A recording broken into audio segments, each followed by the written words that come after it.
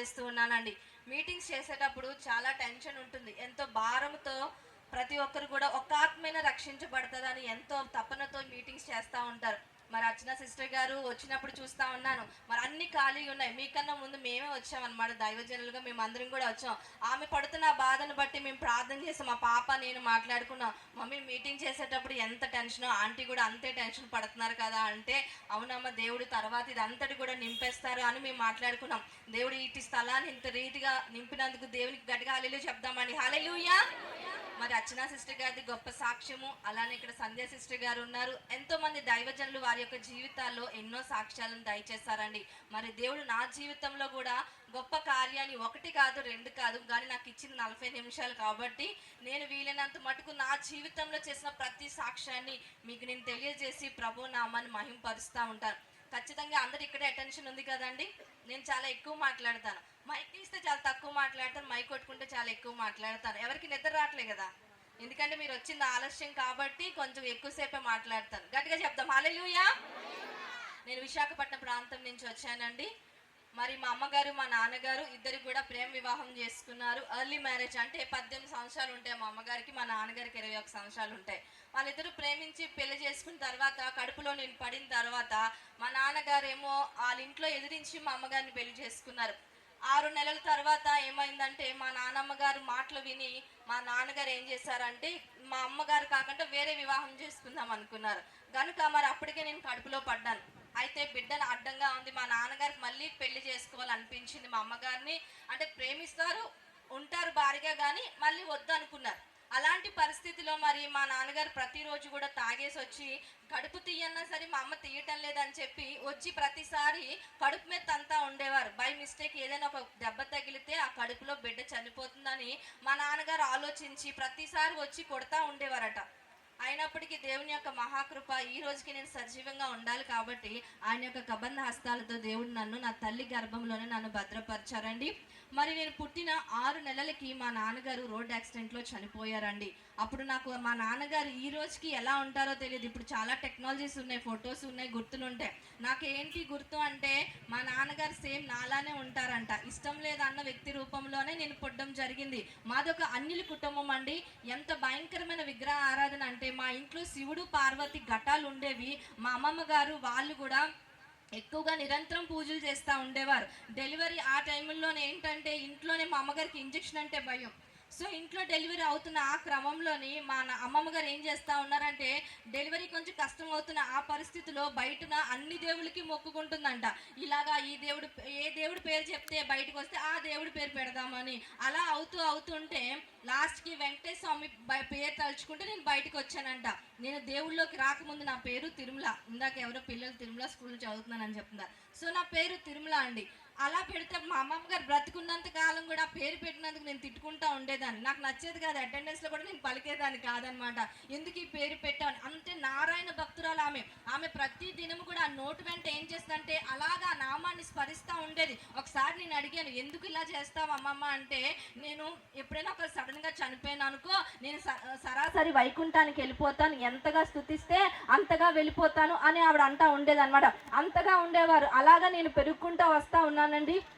మరి అమ్మ మా నాన్నగారు ఎప్పుడైతే చనిపోయారో మా తాతయ్య గారు మా అమ్మగారికి వివాహం చేద్దాం అనుకున్నారు. నన్ను ఏదైనా ఒక అనాథాశ్రమంలో లేకపోతే ఆయన దగ్గరే ఉంచుకొని, ఎందుకంటే యవ్వన కాలంలో భర్తను పోగొట్టుకొని ఎందుకు ఈ ఒంటరి జీవితం అంటే మా అమ్మగారు అన్నారు, భర్తను కోల్పోయిన నేను బిడ్డను కూడా కోల్పోలేనని చెప్పి కష్టమో నష్టమో నా బిడ్డను నేనే పెంచుకుంటానని. ఎలా పెంచుతారండి యవ్వనస్తురాలు? మరి అలాంటి పరిస్థితిలో నా కొరకు మా అమ్మగారు ఇళ్లలో పాచి పనులు చేసేవారు. అంతేకాకుండా లెప్రసీ పేషెంట్లకి వంట మనిషిగా, వాళ్ళకి క్లీన్ చేసే మనిషిగా మా అమ్మగారు ఉంటా ఉండేవారు. మా అమ్మ తెచ్చిన ఆహారాన్ని ఆవిడ వచ్చేంత వరకు కూడా నేను ఎదురు చూస్తున్న పరిస్థితి. అమ్మ నేనే, అన్నదమ్ములు లేరు, అక్క చెల్లెలు లేరు, ప్రేమించేవారు ఎవరూ లేరు. పెద్ద కుటుంబం ఉంది, కానీ మేము ఎప్పుడు కూడా ఒంటరిగానే మాకు అనిపిస్తూ ఉండేది. అమ్మ ఎప్పుడో పనికి వెళ్ళిపోతే రాత్రి ఎప్పుడో వస్తూ ఉండేది. నేను చిన్న రేకుల షెడ్, 2 మనుషులు మాత్రమే ఉండే అంత ఇంట్లోనే మా ఇద్దరు బ్రతుకు కూడా కొనసాగుతూ ఉండేదండి. దేవుడు ఏ కోసానో మాకు తెలియదు. అయితే కొన్ని దినాలు గడిచిన తర్వాత మా పిన్ని గారు దేవుడిని నమ్ముకున్నారు. అయితే ఆ రోజు నాకు ఏం జరిగిందంటే నా ముఖం అంతా కూడా భయంకరమైన దద్దుర్లు వచ్చాయండి. హాస్పిటల్కి వెళ్తే డాక్టర్స్ టైం పడుతుందని చెప్పారు. అదే రోజు మా పిన్ని గారు ఆ ఇంట్లోని కూటం పెట్టుకున్నారు. ఒక దైవ సేవకురాలు మీటింగ్కి ఆ ప్రార్థనకి వచ్చారు. నేను అనుకున్నాను అమ్మ రాబోతుకి చాలా టైం పడుతుంది, నాకు చాలా ఆకలేస్తుంది. అప్పుడు నా వయసు 13 సంవత్సరాలు అలా ఉంటాయండి. మా పిన్ని మరి ఆ ప్రార్థనకు వచ్చి ప్రతి ఒక్కరికి ఏదో ఒకటి పెడతాది కదా అని చెప్పి నేను కూడా ప్రార్థనలోకి వెళ్ళి కూర్చున్నాను. దైవజనరాలు చనిపోయిన లాజరు కోసం దేవుడు ఎటువంటి అద్భుత కార్యాలు చేస్తారో అవన్నీ వివరిస్తూ ఉన్నారు. ప్రార్థన అయిపోయింది. నేను తినేసి ఇంటికి వచ్చి అద్దం ముందు నించొని, నిజంగా నువ్వు దేవుడు అయితే నన్ను స్వస్థపరచు, ఒకవేళ నా ముఖం బాగు చేయి చూడు అని అన్నాను. అంతేనండి, ఒక్క మాటే అన్నాను. అనేసి నేను పడుకుండిపోయాను. తెల్లవారిన తర్వాత నేను అద్దం దగ్గరికి వెళ్ళి చూసుకున్నప్పుడు ముఖం చాలా సాఫ్ట్గా చిన్నపిల్ల రూపం వల్లే అయిపోయింది. అయితే ఒక్క మేలుకే మనం దేవుడిని ఏమి గుర్తించుకోం కదండి. అలానే నేను కూడా రాత్రి ఏం మాట్లాడానో కూడా తెలీదు, మర్చిపోయాను. యాజ్ యూజువల్ నేను నా పని నేను చేసుకుంటా ఉన్నాను. ఈరోజు 10th క్లాస్ రిజల్ట్స్ కదండి. అప్పుడు నేను కూడా 10th రాస్తున్నాను. మా అమ్మగారు నన్ను ఎంత, మా పెద్దమ్మలు పిన్నవాళ్ళు ఏదైనా గవర్నమెంట్ స్కూల్ వేసి చదివించంటే తండ్రి లేనంత మాత్రాన ఇంగ్లీష్ మీడియం చదవకూడదా అని ఎంతో కష్టపడి నన్ను ఇంగ్లీష్ మీడియం చదివించారు. 2002లో నేను 10th అనమాట. అప్పుడు మా అమ్మగారు ఫైనల్ ఎగ్జామ్స్ వస్తూ ఉన్నాయి. అప్పుడు నన్ను పిలిచి కూర్చోబెట్టి చెప్పింది, అమ్మ నేను కష్టపడి చదివించాను, మరి మా అక్క వాళ్ళు నేను కలిపి ఒకసారి 10th రాసిన, వాళ్ళ దగ్గర నేను ఏమాత్రం కూడా అవమాన పడకూడదు, నువ్వు ఎలా అయినా పాస్ అవ్వాలి. ఈ రోజుల్లో కరోనా పాస్లో పర్సంటేజ్లో ఉండేవి కాదండి. ఆ రోజుల్లో 10th అంటే అయితే పిల్లలైనా చనిపోయేవారు, లేదా పేరెంట్స్ అయినా పరువుకి తట్టుకోలేక చనిపోతూ ఉండేవి.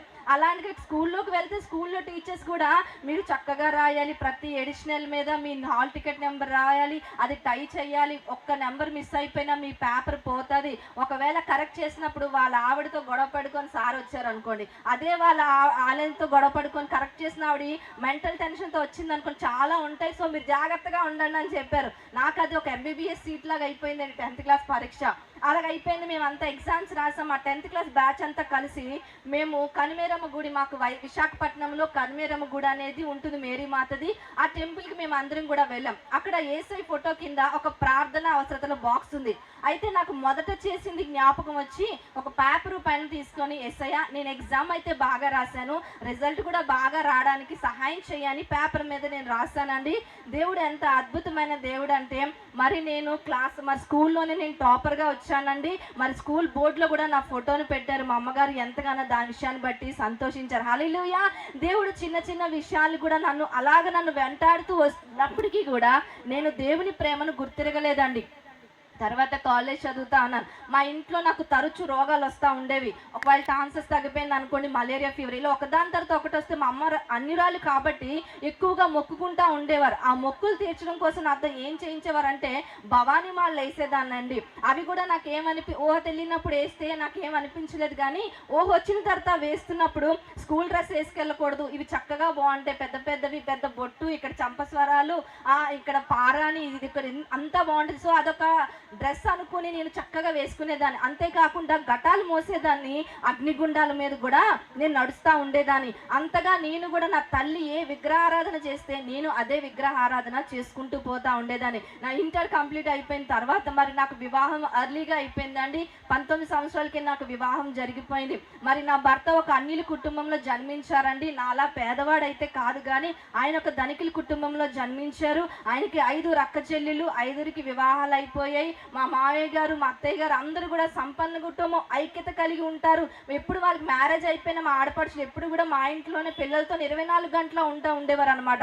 అటువంటి కుటుంబంలోకి నేను వెళ్ళాను.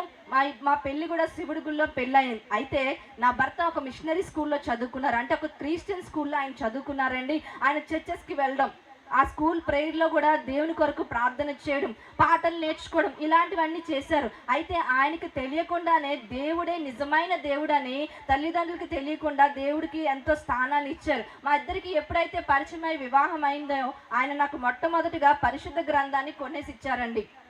అంతేకాదు నాకు ఒక బలహీనత కూడా ఉంది. ఏంటా బలహీనత అంటే, నాకు నాతో ఫ్రెండ్షిప్ చేయడానికి ఎవరు లేరు, నేను ఒక్కదాన్నే. అలాంటి ఉన్న పరిస్థితిలో నేను టీవీ షోస్కి ఎక్కువ అలవాటు పడిపోయేదాన్ని. ఆ పాటలు పాడుకునే అప్పట్లో చిత్రలహరి ఇలాంటివన్నీ వచ్చాయి కదండి. అలానే ఏమైనా జాతరలు అయితే రోడ్డు మీద సినిమాలు వేస్తారు కదా, నేనే ముందు కుర్చీ పట్టుకొని వెళ్ళిపోయి కూర్చునేదాన్ని అనమాట. అలాగా నాకు ఇంజెక్ట్ ఏమైపోయిందంటే పాటలు పాడాలి, సినిమా పాటలు పాడాలని చెప్పి రూపాయి పాటల పుస్తకాలు ఉంటే ఆ పాటల పుస్తకం కొనుక్కొని నోట్సెస్లో పెట్టుకొని స్కూల్కి కూడా వెళ్ళిపోయి తన చెడింది కాకుండా తన వనమంతా చెడింది అన్నట్టు మా ఫ్రెండ్స్ని కూడా గ్యాదర్ చేసి మేము స్కూల్ కాంపిటీషన్స్కి సింగింగ్ కాంపిటీషన్కి వెళ్ళినప్పుడు చక్కగా నేను ప్రైజెస్ అవి కూడా తెచ్చేదాన్ని. మా టీచర్ ఎప్పుడైనా నువ్వు ఏమవుతావు అంటే నేను సింగర్ అవుతాను, సినీ ఫీల్డ్కి వెళ్తాను. ఎందుకైనా అనేదాన్ని అంటే మా అమ్మగారు పడుతున్న కష్టాలకి నేను అంత కష్టపడితే మా అమ్మ కష్టాలన్నీ పోతాయి అనుకునేదాన్ని. ఇలాగ నాకు సినిమా పాటలు ధారాళంగా వచ్చేస్తాయండి. అలాంటిది నా భర్తకి ఎప్పుడైతే నాకు బైబిల్తో పాటు పాటల పుస్తకం కూడా కొనేసించి పాటలు నేర్పించడం ప్రారంభించారు. నా మొట్టమొదటి పాట ఎన్ని తలచినా ఏది అడిగినా పాట నేర్పించారు. ఆ పాట నేర్చుకోవడానికి నాకు 2-3 వారాలు పట్టింది. మా ఆయన గారు కోపం కూడా వచ్చింది, సినిమా పాటలు ఎంత చక్కగా పాడతావు, ఈ పాట నువ్వు పాడలేకపోతున్నావా అన్నారు. ఆయన అయితే స్టేజ్ మీద సువార్తలకి ఆటలకు వెళ్తున్నప్పుడు క్వైట్ టీంలో ఉండేవారండి. అప్పుడు ఎప్పుడైతే మా ఆయన గారు అన్న నాకు చాలా పౌరుషం వచ్చింది, చాలా కోపం వచ్చింది, కూర్చున్నాను, ఇంటించాలి నేను ఎక్కాలి అనుకున్నాను. అలానే ప్రభు యొక్క మహాకృపను బట్టి పాటలు పాడడానికి ప్రభు సహాయం చేశారు. గ్రూప్లోనే ఏదో ఒక మూలను ఉండేదాన్ని. అలా ఒక్కదానిగా మరి పాటలు పాడడానికి ప్రభు సహాయం చేశారండి. మరి నా కుటుంబంలో మరి ఎటువంటి రక్షణ, దేవుడి పేరంటే మా మాయ గారికి ఇష్టం ఉండదు. ఆయన గ్రామ దేవతలు పూజలు చేసేవారు. దసరాలు వస్తే ఆ గొర్రెల్ని మేకల్ని బలిస్తూ ఉండేవారు. దేవుడు చెప్పినా ఆయన వినేవారు కాదు. మీరు నమ్ముకుంటే నమ్ముకోండి, నేను నమ్ముకోను అని అటువంటి మనస్తత్వం కలిగిన వ్యక్తి. మా ఇంటికి రక్షణ లేదు. అయితే నేను నా భర్త మొట్టమొదటిగా దేవుని సొంత రక్షకుడిగా అంగీకరించి బాప్టిజం తీసుకున్నామండి. ఆ రోజు నుంచి దేవుడు నాలో భారం పెట్టాడు. నా కుటుంబం కొరకు నేను ప్రార్థన చేయాలి. ఒకరు కాదు, ఇద్దరు కాదండి, దాదాపుగా 21 మంది ఉన్నారు మా కుటుంబంలో. ఇంతమంది నశించిపోట దేవుని చిత్తము కాదని చెప్పి ప్రతిరోజు ప్రార్థన చేసేదాన్ని. కానీ ఈరోజు మనము ఏదైనా ఒక సాక్ష్యాన్ని బట్టి, ఏదో ఒక అద్భుతాన్ని బట్టి, ఏదో ఒక రోగాన్ని బట్టి మనం విడుదల పొందుతున్నాం కాబట్టి ఇంతమంది దేవుని సన్నిధిలోకి రాగలుగుతున్నారు. మా ఇంట్లో అన్నీ ఉన్నాయి, దేవుడి కోసం చెప్తే వాళ్ళకి అక్కర్లేదు దేవుడు. అలాంటి పరిస్థితుల్లో మరి మేము ప్రార్థన చేస్తూ ఉన్నానండి. మా రెండో ఆడపడుచు అంటే నా భర్త యొక్క రెండో అత్తగారు ఏదో అన్నారని కోపంతో కిరోసిన్ వేసేసుకుందండి. 85% ఆమె శరీరం కాలిపోయింది. హాస్పిటల్కి తీసుకెళ్తే డాక్టర్స్ చెప్పారు ఆమె గంటలో చనిపోతుందని చెప్పారు. అటు తల్లిదండ్రులు కానీ, అక్కచెల్లెలు కానీ, అత్త కుటుంబీకులు కానీ ఎవ్వరు కూడా ఆమెను చూడడానికి కూడా ధైర్యం సరిపోలేదు. ఇక్కడి నుంచి కింద భాగం అంతా కూడా ఉడికిపోయి అవయవాలు బయటికి కనిపించే పరిస్థితి అండి. అటువంటి పరిస్థితిలో దేవుని ప్రేమను నేను ఎరిగి ఆమెకు పరిచర్య చేయడానికి వెళ్ళానండి. ఆ యొక్క ఐసీయూలోనున్న ప్రతిరోజు ప్రార్థన చేసేదాన్ని. గంట చనిపోతాను అన్నారు, అటువంటి రోజులు గడుస్తూ ఉన్నాయి. వారం రోజుల తర్వాత ఆమెకి స్పృహ వచ్చిందండి. హల్లెలూయా. డాక్టర్స్ కూడా ఆశ్చర్యపోయారు. నార్మల్ రూమ్కి షిఫ్ట్ చేశారండి. దాదాపుగా 10 రోజుల తర్వాత ఆమె ఒంటిలో నుంచి వాసన వస్తూ ఉంది, దుర్వాసన వస్తూ ఉంది. ఎందుకంటే మేము ఇంటి దగ్గర నుంచి తీసుకెళ్ళినప్పుడు కట్టేశారు.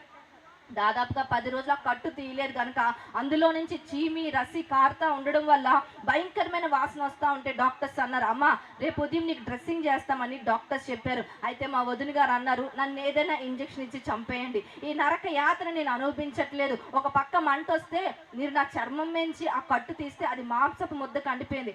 మనం ఒక చిన్న బ్యాండేడ్ చేతికి పెట్టుకొని అది తీస్తేనే అక్కడ ఒక మచ్చలాగా ఉంటుంది. అక్కడ ఏమైనా ఎయిర్ పార్టికల్స్ ఉన్నాయనుకోండి ఎంతో వేదన. కానీ ఒకసారి ఆలోచించండి, ఆమె కట్టు శరీరానికి అంటిపోయింది.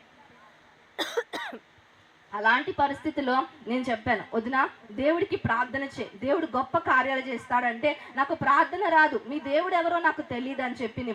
రాత్రంతా నాతో పాటు కలిసి ఏకీభించి ప్రార్థన చేశామండి. తెల్లవారి డాక్టర్స్ వచ్చారు, నన్ను బయటికి వెయిట్ చేయమని చెప్పారు. దాదాపుగా గంట తర్వాత డ్రెస్సింగ్ అయిన తర్వాత నేను లోపలికి వెళ్ళేసరికి మా వదిన గారు చాలా నీట్గా పడుకొని ఆమె ముఖం ఎంతో సంతోషంతో ఉంది. వదిన నీకేమైనా నొప్పి వచ్చిందా, ఏం జరిగిందని చెప్పినప్పుడు తెల్లని వస్త్రం వేసుకున్న ఒక వ్యక్తి నా తల దగ్గర నించున్నాడు. చీమైనా కుట్టినట్టు లేదు, 5 నిమిషాల్లో డ్రెస్సింగ్ అయిపోయింది. ఆ వ్యక్తి ఎవరో కాదు, నువ్వు చెప్పిన నజరేయుడైన యేసయ్య అని చెప్పడం ప్రారంభించిందండి. హల్లెలూయా. ఆ రోజు నుంచి ఆ రోగశయ్య మీద, ఆ మరణ పడక మీద ప్రభుని స్తుతించడం ప్రారంభించింది. ఎవరు వచ్చినా తన జీవితంలో దేవుడు ఎట్టి కార్యములు చేశాడో చెప్పడం ప్రారంభించింది. ఆమె కాలిపోయిన 30వ రోజున అందరినీ పిలిచి చెప్తున్న మాట ఏంటంటే, అమ్మ నా కొరకు మీరు ఏడవద్దు, నా కొరకు మీరు ఎవ్వరూ చింతపడద్దు, నేను ప్రభు సన్నిధిలోకి వెళ్ళిపోతున్నాను, అక్కడ నేను బాగుండి ఉంటాను, అక్కడ మీ కొరకు నేను విజ్ఞాపన చేస్తానని చెప్పి యేసు రక్తం చేయం, సిలువ రక్తం చేయమని ఆమె చనిపోయిందండి. విత్తనము చస్తేనే గాని ఫలము రాదన్నట్టుగా ఆమె యొక్క మరణము మా ఇంటికి రక్షణ పునాది అయ్యింది. మా అత్తగారు మా మామగారు ఆ మాటలు బట్టి విగ్రహాలన్నీ కూడా దేవుడి వల్ల ఉన్నవన్నీ తీసేసి మూట కట్టేసి సముద్రంలో పడేసి ప్రభువుని నమ్ముకోవడం ప్రారంభించారు. హల్లెలూయా. ఈ రోజు నా కుటుంబంలో ఎవ్వరు అన్యులు లేరండి. అందరి జీవితాల్లో కూడా ప్రభువుని సొంత రక్షకుడిగా అంగీకరించి ప్రభువుని స్తుతిస్తా ఉన్నారు. దేవుడు ఇట్టి కార్యాలు చేస్తా ఉన్నారు. మా హస్బెండ్ గీతం కాలేజ్లో BBM చేశారండి విశాఖపట్నంలో. ఆయనకి ఒక బిజినెస్ చేయాలనే కోరిక ద్వారా 5 వాటర్ ప్లాంట్లు ఉండేవి. ఒక్కొక్క వాటర్ ప్లాంట్ ఖరీదు 5 లక్షల రూపాయలు. ఆయన ఎన్నోసార్లు దేవుడు దర్శన రూపంలో సేవకుల నోటి వెంట నేను సేవకు పిలుస్తున్నాడన్నా నేను సేవ చేయను, నేను సంపాదించిన దాంట్లో పేద సేవకులకి ఇచ్చి వాళ్ళని ప్రోత్సహిస్తాను కాబట్టి నేను సేవకు రాను అని అంటూ ఉండేవారండి. అలాంటి పరిస్థితిలో మరి అనేక మార్లు దేవుడు చెప్తున్నప్పటికీ కూడా ఆయన వినేవారు కాదు. మరి విశాఖపట్నంలోని నంబర్ 1 స్కూల్ అండి టెంపనీ స్కూల్. ఆ స్కూల్లో మా పాప చదువుతూ ఉండేది. సంవత్సరానికి 60,000, క్లాస్ పెరిగే కొద్ది 1,00,000 అలాగ జరుగుతూ ఉండేది. మాకు కారు ఉండేది, బంగారం ఉండేది, మాకు ఏది కొదువు ఉండేది కాదండి. 2014 సంవత్సరంలో దేవుడు మమ్మల్ని సంపూర్ణమైన సేవకు పిలుచుకున్నాడండి. ఆయనకు మాటకు లోబడి మేము సేవకు రావడం జరిగింది. యవన కాలంలోనే దేవుని మేము తెలుసుకున్నామని పరిచర్యకు వచ్చామని కుటుంబం మాకు వ్యతిరేకమైపోయిందండి. ఎందుకంటే కష్టపడి సంపాదిస్తూ ఉన్నారు, ఆ డబ్బుతో మీ లైఫ్ హ్యాపీగా ఉంటుంది, ఎందుకు ఇలా చేశారని చెప్పి మా ఇంట్లో వాళ్ళకి కోపం వచ్చింది. మమ్మల్ని ఒక వెలివేసిన వారిగా ఆ రోజు మేము అయిపోయామండి. అయినప్పటికీ దేవుని యొక్క పరిచర్య చేయడానికి ముందుకు మేము కొనసాగాం. మరి డ్రగ్స్కి ఎడిక్ట్ అయిపోయిన ఒక స్లమ్ ఏరియాలోని యవన బిడ్డల మధ్య పరిచర్య చేయడం మేము ప్రారంభించామండి. ఆడపిల్లలు టాబ్లెట్స్ వేసుకునేవారు, డ్రగ్స్ టాబ్లెట్స్. మరి మధ్యరాత్రి వరకు కూడా ఏమాడేవారంటే క్యారమ్ బోర్డు, హౌసీ, అలానే పిక్కలాట, అవి డబ్బులతో మగవాళ్ళతో బెట్టింగ్ ఆడేవారు.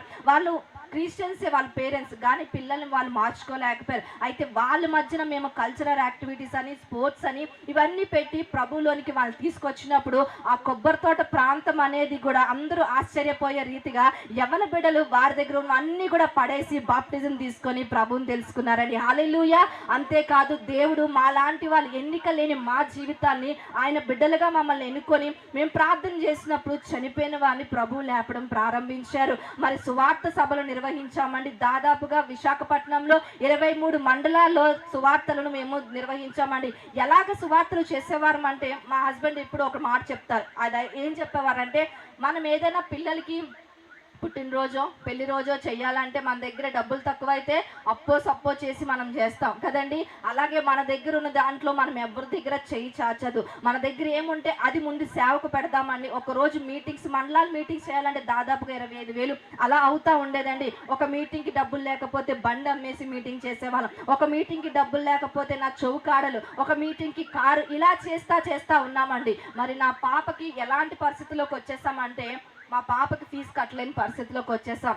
ఎంత బతిమాలినా వాళ్ళు స్కూల్లో ఉంచలేదండి, పాపకి టీసీ ఇచ్చి పంపించేశారు. అదే 25,000 రూపాయలు మా పాపకు ఫీజు కట్టుంటే వేరే క్లాస్కి వెళ్ళేది. అదే 25,000 రూపాయలతో ఒక చోట మీటింగ్ చేసినప్పుడు ఒక సహోదరి మీటింగ్ అయిన తర్వాత నా ముందుకు వచ్చి చెప్పింది, అమ్మ నేను ఈరోజు చనిపోదాం అనుకున్నాను, అయితే నా భర్త సునామీలో చనిపోయాడు, నాకు పిల్లలు లేరు, నేను ఒక హెడ్ నర్స్ని, అయితే నేను చచ్చిపోదాం అన్న టైంలో మా ఫ్రెండ్ మీటింగ్ కోసం చెప్పింది. మీటింగ్కి వెళ్ళి వచ్చిన తర్వాత చచ్చిపోదాం అనుకున్నాను, ఎప్పుడైతే మీ వాక్యాన్ని నేను విన్నానో చచ్చిపోకుండా ప్రభు కొరకు నేను పని చేస్తూ ప్రభు ప్రేమను ప్రకటిస్తానని చెప్పి ఆ రోజు ఆమె చెప్పడం జరిగిందండి. ఎంతోమంది మీటింగ్స్ ఎందుకు పెడతారు? వాళ్ళు ఎక్స్పోజ్ అవ్వడానిక, ఏదేదో అనుకుంటారండి. ఈరోజు అర్చనా సిస్టర్ గారు కూడా ఎంత ప్రయాసపడి ఆమె దగ్గర ఈ ధనం ఉంటే ఏదైనా చేసుకోవచ్చు, కానీ ఈ మైక్ ద్వారా ఎంతమందికి అయితే ఈ స్వరం వినబడుతుందో, దేవుని కార్యాలు వినబడతా ఉన్నాయో, ఎవరొక్కరైనా మారుతారనే ఆశ తపన, ఒక ఆత్మ ఖరీదు ఆమె ఎంత ఖర్చు పెట్టిందో అంత అండి. హల్లెలూయా. అలానే ఆ రోజు మేము ఖర్చు పెట్టిన డబ్బులు నా పాప చదువా మీటింగ్ అంటే ఆ మీటింగ్ చేయడానికి ప్రభు సహాయం చేశారండి. కానీ దేవుడు ఏది కొదువ చేయలేదండి. మరి ఇల్లంతా వెతికిన 5 రూపాయలు కాసు దొరకలేని పరిస్థితిలోకి వచ్చాం. మా చిన్న పాపకి నేను పాలు పడితే ఇంకొక పాపకి 5 రూపాయలు ఎట్టి 2 ఇడ్లీ కొనలేని పరిస్థితిలోకి వచ్చానండి. మరి అయిన వారే ఆ దూరం నుంచి వెళ్ళిపోయి, అమ్మో వీళ్ళు కనబడితే డబ్బులు అడుగుతారేమో, అలాంటి పరిస్థితిలోకి వచ్చామండి. ఇలాంటి క్రమంలో మేము వెళ్తున్నప్పటికీ కూడా 250 రూపాయలు కరెంటు బిల్లు కట్టుకోలేని ఆ పరిస్థితిలో గవర్నమెంట్ వాళ్ళు దోమల తెర పంచితే అది ఎంతో అమూల్యముగా నేను తీసుకొని మేడ మీద రాత్రి అయితే ఎండాకాలంలో పాపకి చాపేసి ఆ దోమల తెరలో ఇద్దరు పిల్లల్ని పడుకోబెట్టి నేను ఇసురు తెల్లాలి అయిన వారు అందరూ చుట్టుపక్కలే, కానీ ఇంట్లో పడుకోబెట్టుకోలేని పరిస్థితి. గాయని దేవుడు ఎన్నో కార్యాలు చేస్తాడండి. ఇలాగా మరి మాలాంటి వాళ్ళు ఎన్నుకొని సువార్తలు చేస్తూ ఉన్నాం, సభలు నిర్వహిస్తూ ఉన్నాం, ఎంతో మంది యవన బిడ్డలు రక్షిస్తూ ఉన్నాం. తిండి లేదనో, బట్ట లేదనో, నా పిల్లలకి చదువు లేదనో దేవుడి పరిచర్య మానడానికి మేము ఎవరమేండి. అయినప్పటికీ మేము దేవుని సేవను ముందుకు కొనసాగిస్తూ 2019వ సంవత్సరంలో కూడా దేవుని యొక్క కృప ద్వారా నెలకొక మీటింగ్ చేయడానికి ప్రభు నాకు సహాయం చేశారండి. మరి స్త్రీలు ఉజ్జీవించబడాలి. ఒక స్త్రీ కుటుంబం కొరకు ఎంతగానో పాటు పడుతుంది. భర్త విషయంలో, బిడ్డల విషయంలో, ఇంటిలో ఉన్న సమస్త వారి కొరకు ఆమె ఎంతో ప్రయాసపడుతుంది. అదే స్త్రీ దేవునిలో కూడా రక్షించబడితే ఆమె దేవుని రాజ్యం ఎంతగానో విరివిరిగా కొనసాగుతుందనే ఒక ముఖ్య ఉద్దేశంతో స్త్రీల ఉజ్జీవ సదస్సులు విశాఖపట్నం ప్రాంతంలో ప్రతి నెల నిర్వహించేదాన్ని. ఇలానే 2019 వరకు జరిగించానండి. 2020 సంవత్సరం మన అందరికీ తెలుసు, కోవిడ్ సంవత్సరం కదండి. ఒక భయంకరమైన పాండమిక్ ఇయర్. అది ఎవరు ఎక్కడికి వెళ్ళలేని అది భయంకరమైన సంవత్సరం. 2020 మార్చిని కూడా 14వ తారీఖున నేను షకీనా గ్లోరీ గారితో ఒక మీటింగ్ చేశానండి. ఆ మీటింగ్ అయిపోయిన అనంతరము కోవిడ్ అని అనౌన్స్ చేశారు, ఎవరు ఎక్కడికి వెళ్ళకూడదని. మా పరిస్థితి ఇంకా భయంకరంగా అయిపోయింది, ఏం చేయలేని పరిస్థితి. మరి అక్టోబర్ 19వ తారీఖున 2020 సంవత్సరం సోమవారం మధ్యాహ్నం 12:15 మరొక భయంకరమైన సంఘటన నా జీవితంలో చోటు చేసుకుందండి. మరి తెల్లవారు 4 గంటలకు నేను ప్రతిరోజు ప్రార్థనకి లెగిస్తాను. ఆ రోజు 3 గంటలకి నాకు ఒక దర్శనం వచ్చిందండి. మా అత్తగారి ఇంట్లో స్మారకూటం జరుగుతుంది. ఆ స్మారకూటానికి అన్నిలు వస్తున్నారు, క్రైస్తవులు వస్తున్నారు. ఎవరిది స్మారకూటం అని నేను దర్శనంలో చూస్తున్నప్పుడు ఫోటో ఉంది, దండ వేసి ఉంది, కానీ ఆ రూపం ఎవరిదో నాకు కనిపించట్లేదండి. నేను వెంటనే ఉలిక్కిపడి లేచి నా భర్తను లేపాను. నాకు ఇలాంటి దర్శనం వచ్చింది, ఎవరో చనిపోతారని ప్రభు నాకు చూపించారంటే, ఏం కాదులేమ్మా ప్రార్థన చేసుకో అన్నారు. తెల్లవారిందండి. ఆ రోజు పిల్లలకి మంచి ఆహారం పెడదాం, ఎందుకంటే కొన్ని రోజుల నుంచి మంచిగా ఆహారం వాళ్ళకి పెట్టట్లేదు. ప్రభా ఇప్పుడు వీళ్ళు లెగిస్తే ఆకలి అంటారు, నేను ఏం చేయాలి అనుకుంటే, మరి గవర్నమెంట్ వాళ్ళు కోవిడ్ టైంలో 2 రేషన్లు ఇచ్చారు కదండి, 15 రోజులకు ఒకసారి 15 రోజులకు. నాకు వెంటనే అది గుర్తొచ్చి రేషన్ కార్డు పట్టుకొని డిపోకి వెళ్ళి అక్కడ కోటా బియ్యం వద్దంటే 200 రూపాయలు వస్తాయి, అవి పట్టుకొని చక్కగా పిల్లలకి వంట చేయొచ్చని నేను గబగబా వెళ్తే అక్కడ వాళ్ళు అన్నారు, అమ్మ ఇంకా రేషన్ ఇవ్వటం లేదు, 2 రోజులు టైం పడుతుందని చెప్పారు. అయితే నేను చాలా నిరాశాహంతో నేను ఇంటికి వచ్చి కూర్చున్నాను. ఏం చేయాలి ప్రభా, పిల్లలు లెగిస్తే ఆకలి అంటారని చెప్పి అనుకుంటే మా 4వ ఆడపడుచు పిల్లలు తీసుకొని వచ్చిందండి. కోవిడ్ అయినా సరే నేను ఇంకా అలా గదిలో ఉండలేకపోతున్నానని మా పక్క వీధిలోనే ఉంటారు, పిల్లలు తీసుకొని వచ్చారు. వెంటనే మా అత్తగారు మరి వాళ్ళ మనవరాళ్ళు వాళ్ళు వచ్చారనేసి ఏమైనా ఉన్నాయా వండడానికి అని అడిగారు. ఏమీ లేవు అత్తయ్య గారు అంటే, అయితే ఆవిడే మరి బజారీ రేషన్ అంతా ఇచ్చారండి. సరిపడా బియ్యము, సాంబార్ ఉండమన్నారు, కాయగూర ఉండమని చెప్పి ఇచ్చారు. నేను కుక్కర్లో పప్పు పెట్టానండి, 1/2 కేజీ కందిపప్పు. మరొక పాత్రలో నేను రైస్ పెట్టానండి. మరి మా వంటగది చాలా చిన్నది, ఒక మనిషి మాత్రమే పడతాం.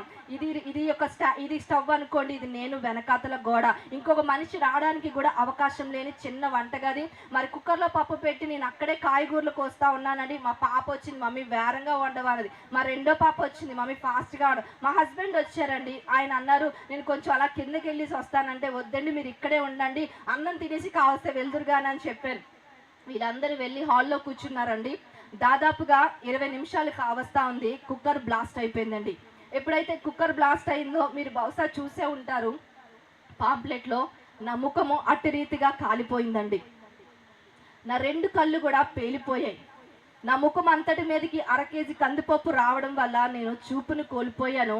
నా ముఖం అంతా భయంకరమైన వికారమైన రూపం అయిపోయింది. నేను గట్టిగా అరిచానండి. నా భర్త పరుగును వచ్చాడు.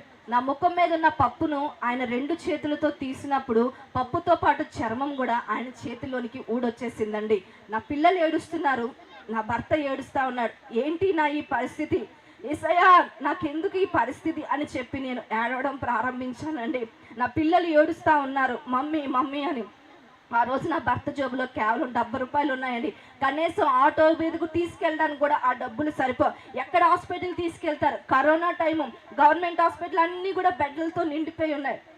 ఏసయ్యా నేనేం చెయ్యాలి ప్రవ్వా అని నేను అనుకుంటా ఉంటే మరి సాతానుడు మా వదిని గారిని జ్ఞాపకం చేస్తా ఉన్నాడని. నీ వదిని మీకు జ్ఞాపకం ఉందా, నీ రూపం కూడా అలానే ఉంది అంటే మరి నా ఏసయ్య ఆ సమయంలో నన్ను విడిచిపెట్టలేదండి. ఒక మెల్లని స్వరం నాకు వినిపిస్తా ఉందండి, భయపడక నా కుమార్తె, యోబుకు తోడయ్యున్నట్టు నేను నీకు తోడయ్యున్నానని దేవుడు నాతో మాట్లాడడం ప్రారంభించాడు. అప్పుడు నాకు తెలియనంత ధైర్యం వచ్చింది. సౌలుకి దమస్కా మార్గంలో అంధత్వం కలిగితేనే పౌలుగా మారాడు. ఈ అంధత్వం నీకు శాశ్వతం కాదని దేవుడు మళ్ళా మాట్లాడుతూ ఉన్నాడండి. అలా మాట్లాడుతూనే మరి కిచెన్లో ఉన్న నన్ను బయటికి తీసుకొచ్చారండి. సిలిండర్ పేలిపోయినంత సౌండ్ రావడం వల్ల చుట్టుపక్కల జనాలందరూ కూడా చుట్టూ ముట్టేశారండి. నన్ను అక్కడ తీసుకొచ్చి కూర్చోబెడితే వాళ్ళ మాటలు నాకు వినిపిస్తూ ఉన్నాయి. ఈ అమ్మ ఇలా కాలిపోయింది ఏంటి, ఇలా ఉంది అని అంటున్నారని. దేవుడు ప్రతికూల పరిస్థితుల్లో కూడా మనకు అనుకూలమైనవి ఏర్పాటు చేస్తారు. ఆ రోజు నా కుటుంబం లేకపోతే, నా భర్త లేకపోతే, నా పిల్లలు లేకపోతే నా పరిస్థితి ఏంటండి? అలాగే కాలిపోయి ఆ గదిలో నేను పడిపోవాలి. కానీ నా భర్తని, నా పిల్లల్ని అక్కడ ఉంచారు. అంతేకాకుండా ఇంటి ముందు ఒక ఆటో పెట్టాడండి. ఆ ఆటో అని అంటున్నాడు, తమ్ముడు నాకు ఏ డబ్బులు ఇవ్వద్దు, నేను తీసుకెళ్తాను, చెల్లిని ఎక్కించని చెప్పాడు. దేవుడు నాకు ఆటో డబ్బులకి సరిపడా ఆటో అతన్ని కూడా దేవుడు పంపించారండి. దాదాపుగా చాలా హాస్పిటల్ తీసుకెళ్తే ఎక్కడ అడ్మిట్ చేసుకోవట్లేదు, బర్నింగ్ కేసు అని. కొంతసేపటికి ఒక చిన్న ప్రైవేట్ హాస్పిటల్కి తీసుకెళ్ళినప్పుడు అక్కడ డాక్టరు నా భర్త యొక్క ఏడుపును, నా పరిస్థితిని చూసి ఆయన సర్జరీ డ్రెస్ వేసుకొని ఉన్నారండి. అసలు బర్నింగ్ కేసు మేము తీసుకోం, ఇది కోవిడ్ టైం, కానీ మీ బాధను నేను చూసి ఆమెను తీసుకున్నాను. అయితే ఫస్ట్ ఎయిడ్ మాత్రమే చేస్తాను కానీ అడ్మిట్ చేసుకోం, ఇప్పటికి సరిపడా ట్రీట్మెంట్ చేస్తామని చెప్పారండి. నన్ను లోపల తీసుకెళ్ళి కూర్చోబెట్టారండి. నా భర్త అండి ఫోన్ చేసి అందరినీ అడుగుతా ఉన్నాడు, ఆటో ఫ్రీగా వచ్చింది, హాస్పిటల్ డాక్టర్ కూడా ఒప్పుకున్నారు వైద్యం చేయడానికి, ఇప్పుడు మందులు కావాలి. ఫోన్ చేస్తూ ఉన్నారు కొంతమందికి తెలిసిన, అక్క నాకు ఒక 500 రూపాయలు 1000 రూపాయలైనా ఉంటే ఇవ్వా, నా భార్య పరిస్థితి ఇలా ఉంది, నేను మళ్ళీ మీకు ఇచ్చేస్తానంటే, అందుకే సేవకు రావద్దన్నాం. ఎందుకు వచ్చావు సేవకి? డబ్బులు ఎవరు ఇవ్వలేదు కానండి, మాటలంటే నా భర్త నేను పిలిచి నన్ను ఇంటికి తీసుకోపోండి, నేను ఎక్కడొక మూలలో ఉంటానంటే, అమ్మ నువ్వేం మాట్లాడదు, నువ్వు ఊరుకో అని చెప్పి ఆయన వాడుతున్న స్కూటీకి పట్టుకెళ్ళి కింద మెడికల్ స్టోర్ వాళ్ళ దగ్గరికి వెళ్ళి బతిమాలని అంటండి, నా భార్య పరిస్థితి ఇలా ఉందండి, స్కూటీ మీ దగ్గర ఉంచుకోండి, మరలా వచ్చి డబ్బులు ఇచ్చి నేను బండి పట్టుకెళ్తాను అన్నప్పుడు అసలు మెడికల్ స్టోర్ వాళ్ళు ఎవరిది కూడా మాట వినరండి. వాళ్ళు డబ్బులు ఇస్తే మందులు ఇస్తారు, కానీ దేవుడు వాళ్ళ హృదయాన్ని కూడా ప్రేరేపించి నాకు వైద్యానికి సరిపడా ఆ యొక్క మందులు నాకు ఇస్తే అక్కడ నాకు వైద్యం చేస్తూ ఉన్నారండి. నా కళ్ళు 2 కూడా గమ్మతికిపోయినట్టు అతికిపోయి భయంకరమైన వేదన అనుభవిస్తూ ఉన్నాను. అందులో నుంచి మంటలు వస్తున్న చిన్న రవ్వ మన కంటికి వెళ్తేనే విలవిల్ల ఆడిపోతూ ఉంటాం. ఉడికిన పప్పు నా కళ్ళల్లోకి వెళ్ళిపోయి నా జీవితము అంధత్వం అయిపోయిందండి. డాక్టర్స్ చెప్పిన మాట ఏంటంటే, అమ్మా నీ ముఖానికి ప్లాస్టిక్ సర్జరీ చేయాలి, ఎందుకంటే పప్పు అంతా కూడా అలా అంటుకుపోయి అతుకుపోయిందండి. నా ఎడమ పక్క భాగం అంతా కూడా పోయింది. అక్కడి నుంచి నన్ను కళ్ళు హాస్పిటల్కి తీసుకెళ్లారండి. అక్కడ తీసుకెళ్ళినప్పుడు మరి ఆ అన్న కూడా ఒక క్రిస్టియన్ కావడం వల్ల వితౌట్ ఎనీ అపాయింట్మెంట్ ఆయన నన్ను తీసుకొని అంటుకుపోయిన నా కళ్ళని కూడా 2 విప్పి అందులోకి వెళ్ళిపోయిన పప్పును తీసి ఒక టిష్యూలో పెట్టి నా భర్తకి చూపించి చెప్పిన మాట ఏంటంటే, 2 నల్లగుడ్లు కాలిపోయాయి, ఇక ఈమె చూపు చూడలేదు, అసలు దీనికి వైద్యమే లేదని డాక్టర్స్ చెప్పేశారండి. ఆ రోజు నా శరీరంలో ఏ అవయవమైనా నేను ఒంటి మీద కప్పుకొని తిరిగిదును, ఈ ముఖంతో నేను పరిచర్య చేయలేను, ఈ ముఖంతో నా భర్తతో నేను వెనక్కి వెళ్తే ఆయన ఎంతమంది అవమానిస్తారో, అమ్మ అనుకుంటూ నా బిడ్డలు నా దగ్గరికి వస్తారో లేదో నాకు తెలీదు. ఇలాంటి పరిస్థితులు ఆలోచించుకుంటూ నేను ఇంటికి తీసుకువెళ్ళారండి. నన్ను గదిలో కూర్చోబెట్టినంటే ఆటో శబ్దం విని నా పిల్లలు పారిపోయారు లోపల గదికి. అప్పుడు నేను మరి తల్లిని కదండి, నేను వాళ్ళు యాక్సెప్ట్ చేస్తారో లేదో, నన్ను ఈ ముఖంతో వాళ్ళు చూస్తారో లేదో అనుకుని నా పిల్లల్ని పిలిచాను. అమ్మ రండి అనేసి పిలిచినప్పుడు దేవుడు ఎంత గొప్పవాడంటే నా భర్త హృదయంలో, నా బిడ్డల హృదయంలో ఎంతో ప్రేమని, నన్ను సాకేంత ధైర్యాన్ని కూడా వాళ్ళకి ఇచ్చారండి. నా కాళ్ళ దగ్గర వాళ్ళు కూర్చొని, మమ్మీ నీకేం కాలేదు మమ్మీ. నా భర్త అన్నాడు, అమ్మ నీకేం కాలేదు, నువ్వు ప్రతిరోజు కుటుంబ ప్రార్థనలో దేవుడు చేసిన అద్భుతాలు చెప్తావు కదా, మేము ఇంకా ప్రార్థన చేస్తాం నీ కొరకు, దేవుడు నిన్ను బాగు చేస్తాడు మమ్మీ, నువ్వు ఏడవకు మమ్మీ అని చెప్పి నా బిడ్డలు నాకు ధైర్యం చెప్పారండి. అయితే నేను చాలా మనుషులంగా మనం చాలాసార్లు దేవుని ప్రశ్నిస్తాం. నేను కూడా దేవుని ప్రశ్నించాను, ఎందుకు అనుమతించావు యేసయ్యా ఇది? తిండి లేకపోతే ఉన్నాను, బట్టలు లేకపోతే ఉన్నాను, పిల్లలకి స్కూల్ ఫీజు కట్టగా 3 సంవత్సరాలు చదువు లేకుండా ఇంట్లో ఉన్నా నేను భరిస్తున్నాను, అయిన వారే కాని వారిగా ఉన్నా నేను భరిస్తా ఉన్నాను, ఈ బాధను నేను భరించలేకపోతున్నాను ప్రభువా అని చెప్పి నేను ఏడ్చినప్పుడు నా యేసయ్య నాతో మాట్లాడడం ప్రారంభించాడు. అమ్మ కుక్కర్ బ్లాస్ట్ అయినప్పుడు నీ భర్త ఎక్కడున్నాడు? హాల్లో ప్రభువా. నీ బిడ్డలు ఎక్కడున్నారు? హాల్లో. ప్రభా నీ కుటుంబం ఎక్కడుంది?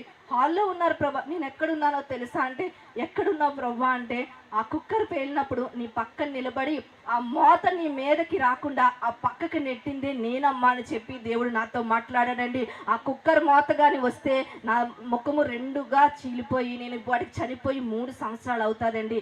కానీ దేవుడు ఇప్పటికీ మా స్లాబ్ కన్నం పడిపోయి ఉంటుంది. అది నేను అలా ఉంచాను సాక్ష్యంగా. ఎప్పుడైతే దేవుడు నాతో మాట్లాడడం ప్రారంభించాడో, మా పాప ఈ ఫోటోని స్టేటస్ పెట్టిందండి ప్రేయర్ రిక్వెస్ట్ కోసం. చాలామంది ఆశ్చర్యపోయారు, ఈమెనా నేను ఎంతమందితో మీటింగ్స్ చేశానో వాళ్ళందరూ కూడా షాక్ అయిపోయారు. మళ్ళీ నా పాత ఫోటోని పెట్టి ప్రేయర్ రిక్వెస్ట్ చేశారండి. ప్రతిరోజు ప్రార్థన చేయడం ప్రారంభించారు. నా భర్త నాకు డ్రెస్సింగ్ చేసేవాడు. అనేక మంది చూడడానికి వచ్చేవారు. ఎంతోమంది చూడడానికి రాలేదు. కొంతమంది దైవజనులే వచ్చి ఎన్ని మాటలు అన్నారంటే, నువ్వేదో పాపం చేసావు, నువ్వేదో అవిధేయత చేసావు, అందుకే దేవుడు నేను ఇలా శిక్షించాడు, ఇప్పుడైనా ఒప్పుకో అమ్మా అని అంటే ఆ మాటలు చాలా బాధాకరంగా నాకు అనిపించేది. విశ్వాసమ సహితమైన ప్రార్థన ఆ రోగిని స్వస్థపరుస్తుంది అన్నట్టుగా ప్రభు సన్నిధిలో ప్రార్థన చేశాను. ప్రవ్వా నీవు నన్ను బాగు చేస్తే నీ సాక్షిగా నేను ఉంటాను ప్రవ్వా. నా పిల్లలు నన్ను బాత్రూమ్ తీసుకెళ్లేవారండి. నాకు చాలా నరక యాతన అయిపోయింది. ఈ ముఖమంతా భయంకరమైన దురద వచ్చేసేది. బరువుని నేను కాయలేకపోయేదా చేసేదాన్ని. దేవుడు ఎంత అద్భుత దేవుడు అంటే, నా ప్లాస్టిక్ సర్జరీకి 3 లక్షల రూపాయలు అడిగారండి. మా హస్బెండ్ అపాయింట్మెంట్ తీసుకున్నారు. నేను ఒకటే చెప్పాను, దేవుడు నాకు సర్జరీ చేస్తేనే నేను వెళ్తాను, అంతకు మించి నేను ఏ సర్జరీకి రాను. ఇప్పుడు అంత డబ్బులు మనం ఎక్కడ అప్పు చేస్తామని చెప్పి నేను మొండిగా ప్రభు సన్నిధిలో ప్రార్థన చేశానండి. దేవుడు నాతో మాట్లాడిన రీతిగానే, మనుషులు చేసిన సర్జరీకి కుట్లుంటాయి, మనుషులు చేసిన సర్జరీకి అతుకులుంటాయి, మనుషులు చేసిన సర్జరీలకి మచ్చలుంటాయి. కానీ నా చేసిన సర్జరీకి ఏ మచ్చ, ఏ డాగు, ఏ కలంకము లేకుండా ప్రభు నన్ను స్వస్థపరచాడండి. హల్లెలూయా. 4 నెలలు చూపులేని నా బ్రతుకుని దేవుడు వెలుగులోనికి నడిపించాడండి. ఇంత గొప్ప రూపాన్ని నా భర్త నన్ను ఎంత ప్రేమించినా నాకు ఈ రూపం ఇవ్వలేడు. మళ్ళీ నా తల్లి 9 మాసాలు మోసినా నాకు ఈ రూపం నాకు ఇవ్వలేదు. నా బిడ్డలకు నేను ఎంత ఇష్టమున్నా నా బిడ్డలు కూడా నాకు ఈ రూపాన్ని ఇవ్వలేరు. కానీ పరమ తండ్రి అయిన దేవుడు నా వికృత రూపాన్ని ఆయన తీసుకొని ఆయన అమూల్యమైన రూపాన్ని మరలా నాకు దయచేశాడండి. హల్లెలూయా. ఇంత గొప్ప దేవుడికి నేను ఏమి ఇవ్వగలను? మళ్ళీ మేకప్ వేసుకోవాలా? లేకపోతే షికార్లకు వెళ్ళడానికి ఇచ్చాడా దేవుడు? విందులు విలాసాలకి వెళ్ళడానికి ఇచ్చాడా? నేను ఒక మాట చెప్పాను, ప్రభా నువ్వు నన్ను బాగు చేస్తే నీ సాక్షిగా ఉంటాను ప్రభా. నా కాలిపోయిన ఫోటోను కడిగించుకొని ఏ బర్నింగ్ వాడికి వెళ్ళకుండా ప్రభు నన్ను కాపాడారో ఆ కాలిపోయిన వాళ్ళ మధ్యకి వెళ్ళి సువార్త చేయడం ప్రారంభించాను. అమ్మా నన్ను బాగు చేసిన దేవుడు నిన్ను బాగు చేస్తాడు. కాలేజీల గేట్ల దగ్గర, యూనివర్సిటీల దగ్గర, బస్ స్టాపుల్లో, రైల్వే స్టేషన్లో ఇలాంటి కడపత్రాలు చేయించుకొని నా ప్రభువుని ప్రకటించడం ప్రారంభించానండి. హల్లెలూయా. ఇలాగ చేస్తుంటే అందరూ నన్ను పిచ్చిదాన్ని అనుకున్నారు. ఒకరోజు ప్రభు సన్నిధిలో ప్రతిరోజు ప్రార్థన చేశారు. ప్రభువా రోజుకు ఒక 30 మంది 20 మందికి నేను సువార్త చెప్పగలుగుతున్నాను. నేను త్వరగా నీ గురించి చెప్పాలి. ఎందుకంటే ఈ రూపం నాది కాదు, ఈ జన్మ నాది కాదు, నువ్వు ఇచ్చావు తండ్రి. మరలా నేను వాడిపోకముందే నన్ను వాడుకో ప్రవ్వా, నాకు సహాయం చేయి ప్రవ్వా అని ప్రార్థన చేసిన రీతిగానే ఒక యూట్యూబ్ ఛానల్ వారు నా సాక్ష్యాన్ని తీసుకున్నారండి. అది అప్లోడ్ చేయడం ద్వారా 3 వారాల్లోనే 82,000 మందికి నా సాక్ష్యాన్ని ప్రభు పరిచయం చేశాడండి. ఎప్పుడు నేను సోషల్లో చదువుకునేదాన్ని, టెక్సస్, కాలిఫోర్నియా, దుబాయ్ అలాంటి ప్రదేశాల నుంచి నాకు ఫోన్స్ వచ్చి ప్రార్థన చేయించుకోవడం అంటే ఎన్నిక లేని నా జీవితం అండి. ఎన్నిక లేని నా జీవితం. ఈ రోజు ఈ స్టేజ్ మీద నేను ఉండలేనండి. అసలు నాకు అర్హత కూడా లేదు. ఆ మూల నుంచి ఎంతో మంది సభలు పెడితే 5 రూపాయలు కానుక కూడా వేయలేని నా బ్రతుకు. ఇంటిలో 250 రూపాయలు కూడా కరెంటు బిల్లు పట్టుకోలేని బ్రతుకు. నా బిడ్డలు 3 సంవత్సరాల పాటు నేను చదువు కానీ సరైన తిండి కానీ పెట్టలేని ఈ పరిస్థితిలో దేవుడు నన్ను ఎంత ఉన్నతంగా మార్చాడంటే ఈ ఇంటి పైన మందిరం కట్టడానికి ప్రభు సహాయం చేశారని. హల్లెలూయా. పెద్ద మందిరాల్లో మరి అనేక మంది సేవకుల మందిరాల్లో జాయ్ చరణ్ గారు, విమలారెడ్డి గారు, మరి జాన్ వెస్లీ గారు ఇలాగ అనేకమైన మందిరాల్లో పలు చోట్ల నాకు సాక్ష్యాన్ని ఒక రోజు నేను అడిగేదాన్ని. చిన్న మందిరాలు దైవజనులందరికి వెళ్ళి నాకు సాక్ష్యానికి అవకాశం ఇవ్వండి, నా సాక్ష్యం ఏంటో మీ విశ్వాసాలు బలపరచబడతారంటే తర్వాత చూద్దామమ్మా అనేవారు. అలాంటి స్టేజ్ నుంచి ఈ రోజు రోడ్డు మీద కడపత్రలు పంచుకున్న నా బతుకును దేవుడు ఉన్నతమైన ప్రదేశాలు, ఉన్నతమైన మందిరాల్లో వాడబడ్డానికి ప్రభు సహాయం చేశారు. ఎంతో మంది కోవిడ్ లో చనిపోయారండి. ఇల్లంతా శానిటైజర్ మిషన్స్ పెట్టుకున్నారు. ధనికులు చనిపోయారు, పేదవాళ్ళు చనిపోయారు. ఎన్ని రిస్ట్రిక్షన్స్ అవన్నీ కూడా ఉన్నా చనిపోయారండి. ఈరోజు నీవు నేను బ్రతికినాం. ఎందుకు? గొప్పవారు మన, ధనికులు మన, అందంగా ఉంటామనా? కాదు కదండి. ఆయన కృపచేత మాత్రమే మనం రక్షించబడుతున్నాం. హల్లెలూయా. నీకు కలిగిన సాక్ష్యం, నేను ఒక్కదాన్నే సాక్షిని కాదండి. మనం అందరం కోవిడ్లో మరణాన్ని తప్పించుకొని